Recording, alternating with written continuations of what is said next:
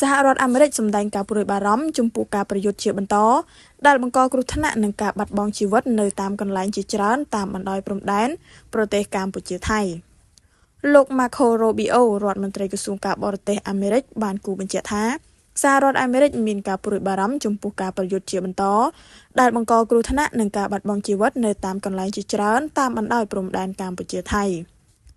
នេះបើយោងតាមប្រភពព័ត៌មានពីស្ថានទូតអាមេរិកប្រចាំនៅកម្ពុជានាព្រឹកថ្ងៃទី10ខែធ្នូឆ្នាំ2025នេះ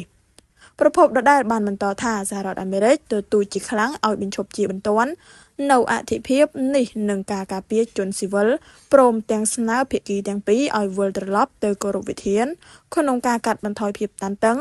ដែលមានចែងក្នុងកិច្ចព្រមព្រៀងសន្តិភាពនៅទីក្រុងកូឡាឡាំពួរថ្ងៃទី26ខែតុលាដែលបានចុះហត្ថលេខាដោយនាយករដ្ឋមន្ត្រីកម្ពុជានិងថៃនឹងបានធ្វើជាសាក្សីដោយលោកប្រធានាធិបតីអាមេរិកដូណាល់ត្រាំនិងនាយករដ្ឋមន្ត្រីម៉ាឡេស៊ីអាល់វ៉ាអ៊ីប្រាហ៊ីម